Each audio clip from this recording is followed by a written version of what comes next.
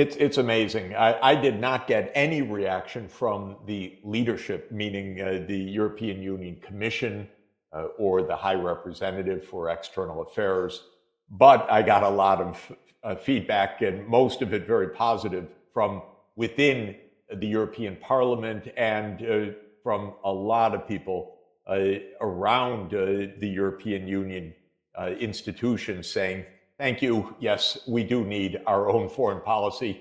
It's been a long time. Now, Well,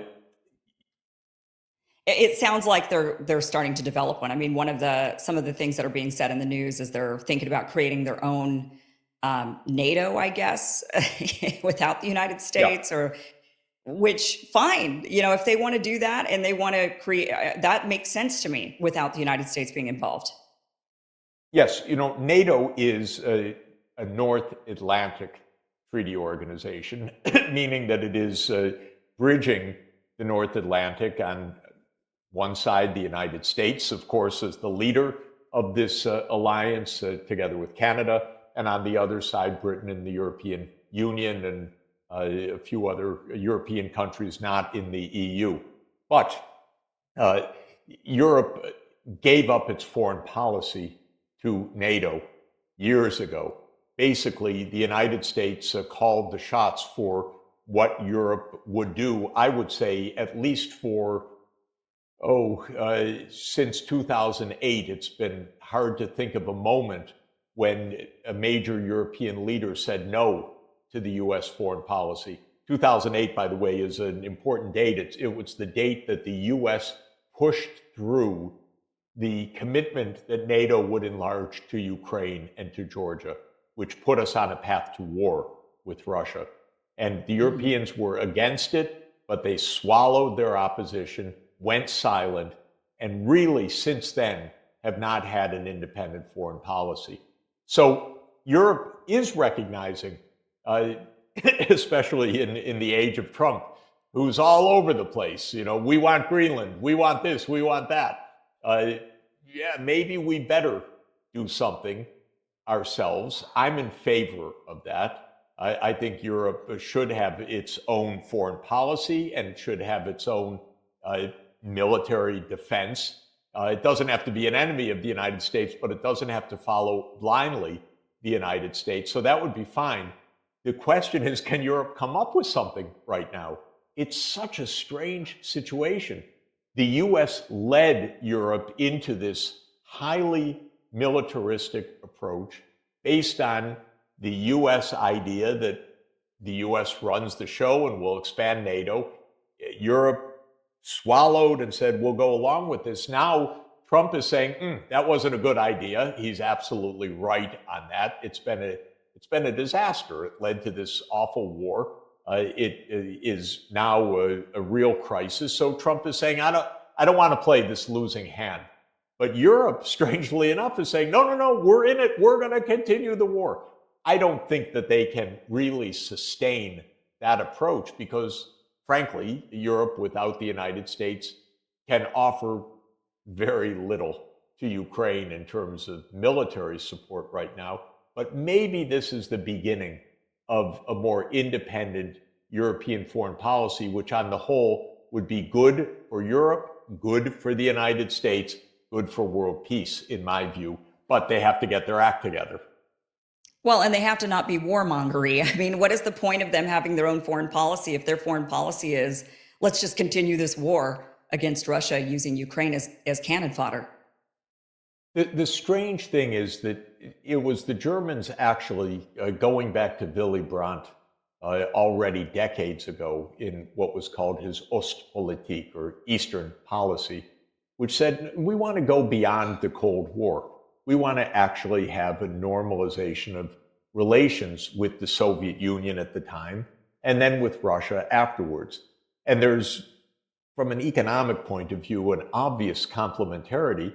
Germany is an industrial economy. Russia has raw materials, primary commodities, natural gas, to an unbelievable abundance. Those fit together for mutual benefit of Russia and the European Union. But the United States actually didn't like that. Oh, that excludes us. That gives Russia too much power. We run the show, and so on. So the U.S. actually went out to break those economic linkages. One of the most famous parts of that is destroying the Nord Stream pipeline, which I'm sure the United States did. And Germany just stood by as its industry went into deep crisis because suddenly Germany lost access to low-cost natural gas. The United States waved its hand and said, we'll provide you with natural gas 6 times the price that you were getting from Russia. So there was a greedy dimension to it as well. But basically, Europe went along, and the United States didn't like Russia and Western Europe having peaceful, normal economic relations. From the US point of view, that was too much power for Russia. And after all, in the neocon environment that we've lived in from 1991 until a few weeks ago, the US was supposed to call all the shots. What's interesting about Trump is that he's actually being the realist in this, saying, you know, this approach isn't working. I don't want to double down on a losing war. Too many people are dying in Ukraine. This is too expensive for the United States. And so he's closing up the U.S. policy, which has been in place for decades. The Europeans are bewildered. They're shocked. What do we do? Oh my God, we signed up to the U.S. approach for decades. Now what do we do? And so that's why they're so confused. Most of the leaders in Europe are leaders in part because they were pro-US. So the US supported them directly or indirectly. The US bolstered them. The US gave them big celebrations when they came to the US, made them big people so that they could go home and win elections and so on. And now those people who were supporting the previous US foreign policy are lost. Of course, in the end, this is a failure of Biden. This is a failure that goes back a long time, including Trump 1. We followed an approach which made no sense. The U.S. had a losing hand in this. Russia was not going to allow itself to be defeated on its own border. For the U.S., this war was a kind of game. Harsh as it is to say, it was a game of influence. We can push Russia around. We can go where we want. We can expand NATO if we want. They can't stop us. For Russia, this was seen as an existential national security issue. Well, this was quite obvious to many of us for years, and it's come to pass. Now Europe needs to rethink rather urgently. I just am really confused about Europe's reaction to this. You would think that they would celebrate and say, all right, great, end of the war. We can build our economies back up. But instead, they're saying, no, we're going to rally around Ukraine and we're going to continue the war. What do you think their motivation for that actually is? Do you think it's just they think Trump is a fleeting moment in U.S. foreign policy? He's only here for 4 years and then he's going to go away and this is all going to start back up. So let's just stay the course until the establishment gets back into power in the United States. I mean, why wouldn't they just say, great, let's normalize and move forward? First, there is a variety of views in Europe. We should remember that Prime Minister Viktor Orban in Hungary, Prime Minister Robert Fico in Slovakia have said, negotiate. So there are voices, and there will be more of them over time, that are in favor directly of ending the war, doing what Trump is actually doing right now. Then there are the Baltic states. They're really afraid. They're right on Russia's border. And in a way which is very odd, because I know these places. I helped them. I worked with them. I was an economic advisor in Estonia. I think I did a good job for them. They gave me a high civilian award. So just to say, they liked how I helped them. They have been extraordinarily Russophobic in their language. Now, here's a tiny country on the border of Russia, and they say every day, that is a hate-filled country. We hate them. They must be ended. Is that how you would even rationally treat a next door neighbor, even if the neighbor's irascible, you would probably calm down. You'd probably try to find a way, make peace. You can use my barbecue. It's okay. Don't don't burn down the fence and so on. But they're acting because they were so sure that America had their back that they kind of went overboard psychologically. And this is a big problem. So part of what we're hearing is the smaller states that really are afraid. They shouldn't be afraid. They should be discussing with the Russians, okay, look, we have real security issues. What are we to do to make sure that doesn't blow up in our face or your face? They're not doing that. There are other countries, strange remarks from the Danish prime minister yesterday, who said, more war is better than peace because a bad peace is very dangerous.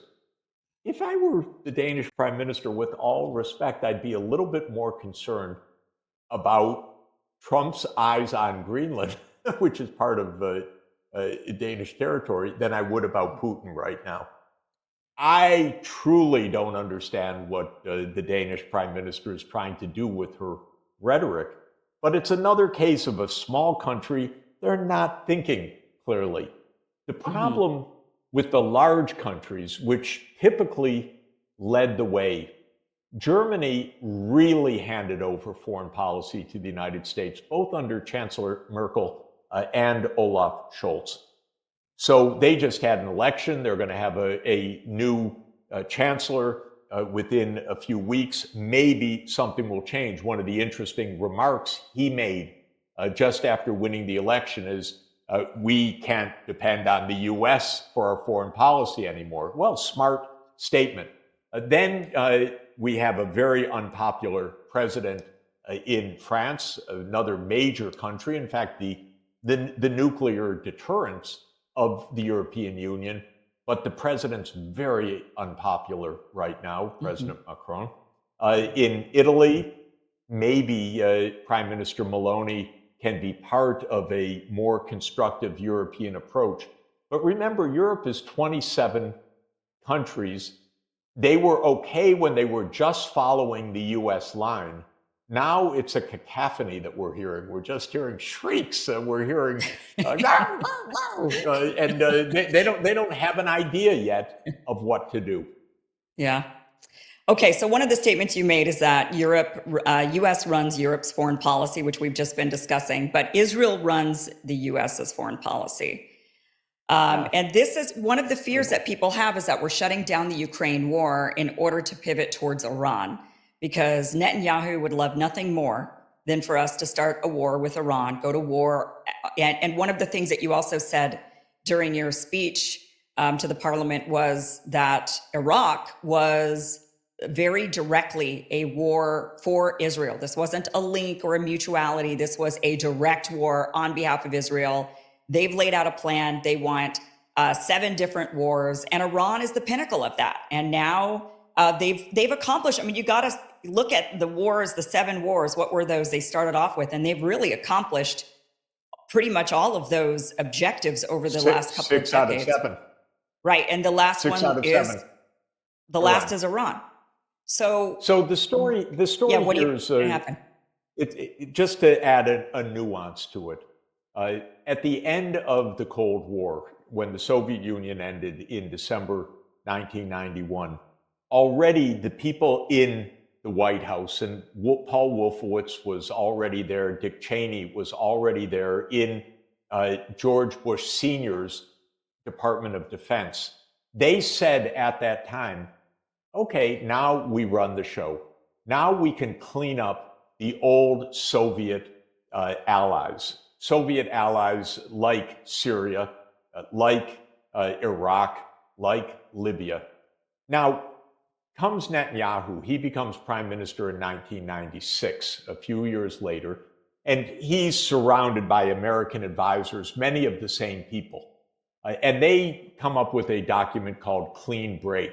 The idea of Clean Break was to put an end to any discussion of a state of Palestine. Israel's going to own the whole property, period, and no state of Palestine. But they knew something.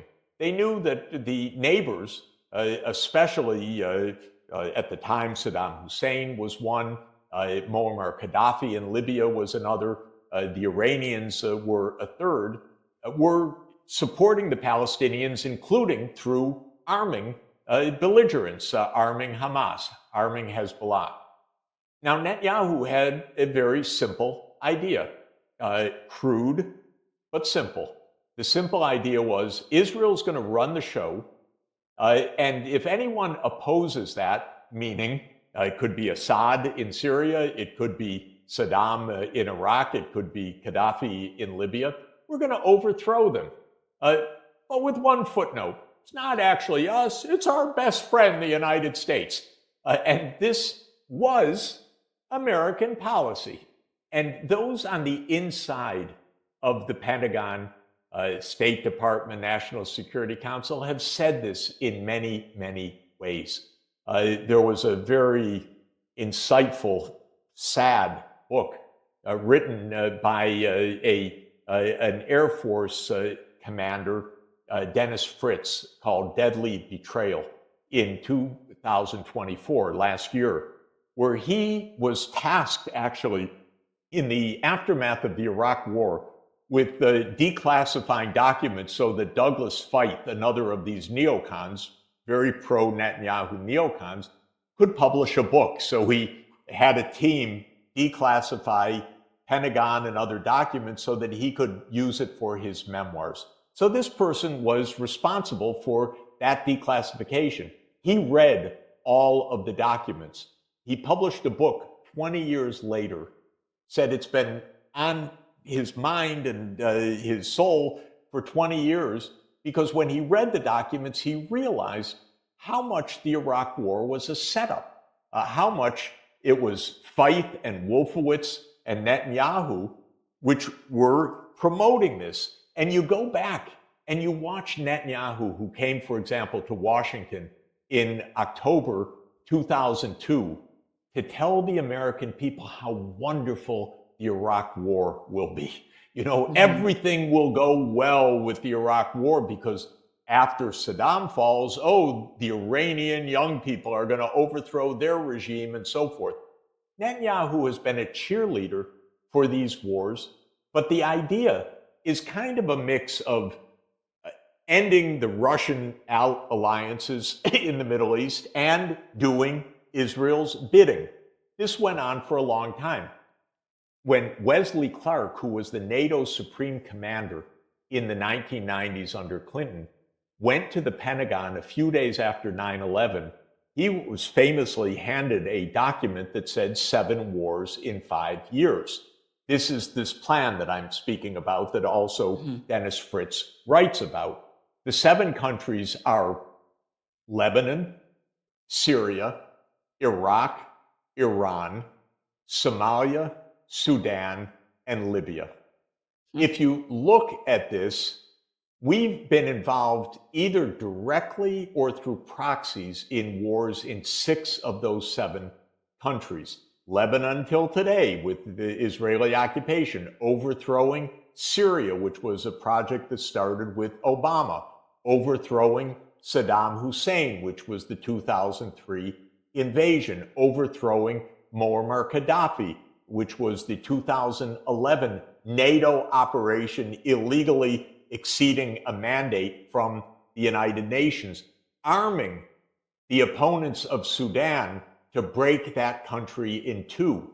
Now it's 2 countries, each one with a civil war in Sudan and in South Sudan, and Somalia funding other countries in the region to go to war in Somalia. So actually, there have been 6 of these 7 wars. It's no secret that Netanyahu's been begging for the United States to go to war with Iran. Now, you asked a few minutes ago after my long-winded response, is Trump going to do it? I don't think so. I actually don't think so. The reason I don't think so is we really can't afford to do that in this country. Trump actually gets it. We can't have another war right now. our budget, our finances, our lack of preparedness. We got a mess on our hands. Trump actually did something extremely interesting that probably you and I would never have guessed. I certainly would never have guessed. He directed the Secretary of Defense to make deep cuts in the Pentagon. We haven't heard one president say that in 30 years till Trump. My God, I'm shocked, by the way. I didn't expect that. But to say that shows that's not exactly what you do to go to war, is call for deep cuts. Now, a second, much more difficult question is Trump going to say to Netanyahu, you do what you want, we'll provide you with some bombs, because we are shipping a lot of big bombs to Israel. Netanyahu he's already under an arrest warrant by the International Criminal Court for war crimes and crimes against humanity. And I think that arrest warrant makes complete sense, because what Israel's been doing is absolutely unbelievably gross. And the question for me is not whether the U.S. will go to war with Iran, although that is a question I doubt it, but whether the U.S. will give a green light to Netanyahu to slaughter more people, to do ethnic cleansing in Gaza, to do ethnic cleansing in the West Bank. God, I hope not.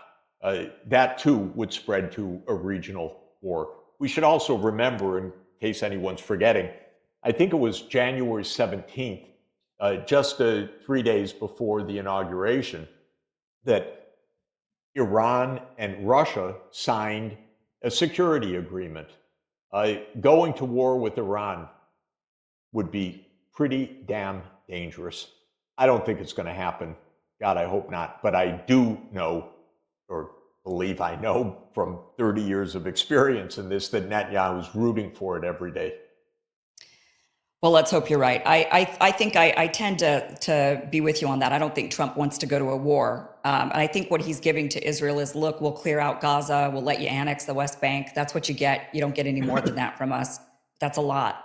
And then we've got now millions of people. It would be devastating. It would be one of the great war crimes of our time.